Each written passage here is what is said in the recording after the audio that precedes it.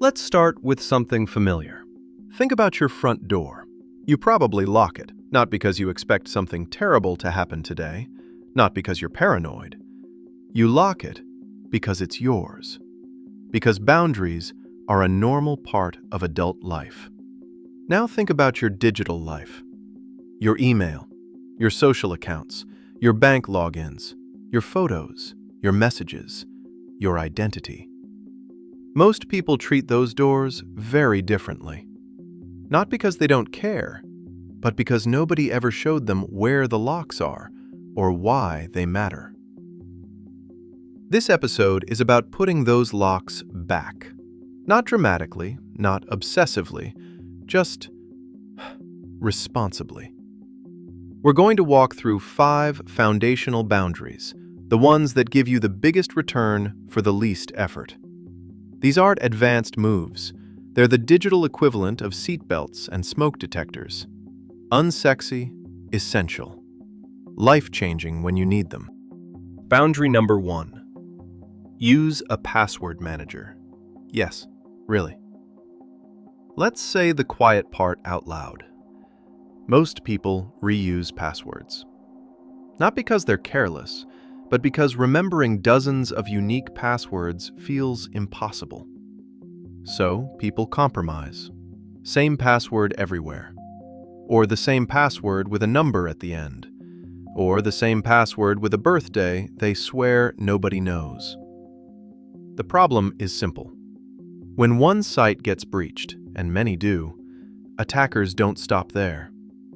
They take that email and password combination and try it everywhere. Email, banking, shopping, social media. This is how entire digital lives get taken over in minutes. A password manager fixes this without asking you to become a different person. Here's what it actually does.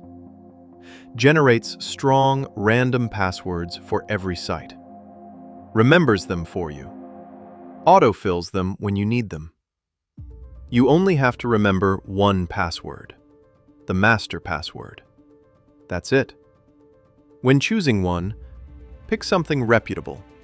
Pick something widely used. Pick something you'll actually stick with. Free or paid, both work. Paid usually means better polish and support. Free usually means fewer features, not less security. The benefit here isn't just protection, it's relief. No more mental juggling. No more reset emails. No more wondering if you reused something important.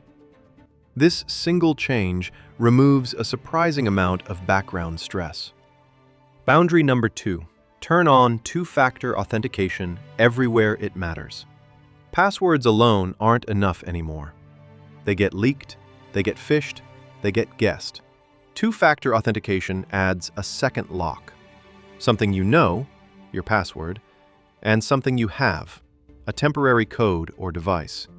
So even if someone gets your password, they still can't get in. Start with the most important accounts. Email, banking, social media, anything tied to your identity or money. Most platforms already support this. It's just buried in settings. When deciding how to do it, authenticator apps are better than text messages. Hardware keys are great, but optional. Backup codes matter. Save them. Yes, it takes a few extra seconds to log in sometimes. That's the point. Those seconds are friction, and friction is protection. The benefit is disproportionate to the effort. Far fewer account takeovers. Less panic when breaches hit the news. Confidence that one mistake won't ruin everything. This isn't fear-based, it's realistic. Boundary number 3. Block the most obvious tracking. A lot of tracking isn't subtle. It's loud, constant, and unnecessary. Ads following you across the internet. Apps collecting location data when they don't need it. Websites loading dozens of trackers just to display text. You don't have to disappear to reduce this. You just need to stop the worst offenders.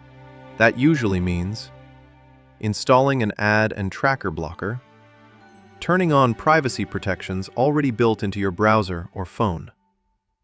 When choosing tools here, don't overthink it. One good blocker is enough. Default settings are usually fine. You can adjust later if something breaks. The benefits show up immediately. Faster page loads, fewer creepy ads, better battery life, less sense of being watched. Most people describe this as the internet getting quieter. Less shouting, less manipulation, more breathing room. This isn't about blocking everything. It's about saying, you don't get to watch me everywhere just because you can. Boundary number 4. Audit app permissions. Once a year is enough. Take a moment and think about how many apps have access to your location, your microphone, your camera, your contacts. Now ask how many actually need that access. Most don't. Permissions accumulate quietly. An app asks once, you tap Allow, and then it never comes up again. Until you look. This step is simple. Go into your phone's permissions settings. Review apps by category. Revoke anything that doesn't make sense. You're not breaking apps. You're putting them on a need-to-know basis. If something stops working, you can always grant access again. The benefit here is psychological as much as technical. You realize how much access you gave away without thinking, and how easy it is to take it back. That awareness alone changes how you say yes in the future. Boundary number 5. Secure your email like it's your identity. Because it is. Your email account is the skeleton key to your digital life. Password resets, account recovery, verification links. If someone controls your email, they control almost everything else. This is why email deserves special attention. A strong, unique password. Two-factor authentication. Recovery options you actually recognize. If your email is compromised, everything else falls like dominoes. If your email is secure, everything else becomes easier to protect. The benefit here isn't dramatic, it's foundational. This is the difference between constantly reacting and preventing problems before they start.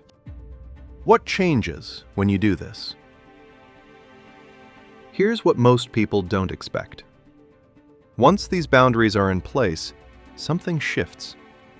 You feel calmer, less exposed, less brittle.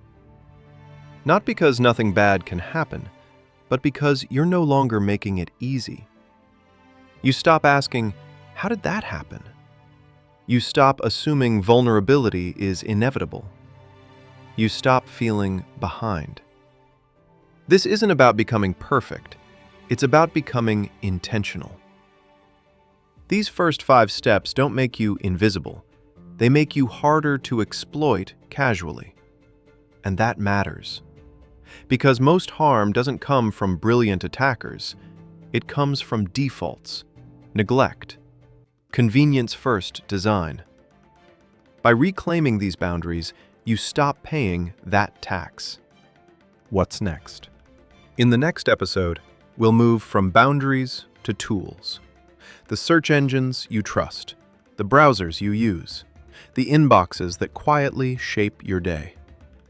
We'll talk about how these systems influence what you see, what you believe, and what feels true, often without you realizing it. And we'll show you how to rebuild that relationship on terms that work for you. Because digital freedom doesn't start with radical change. It starts with reasonable boundaries. And once you draw them, the rest gets a lot easier.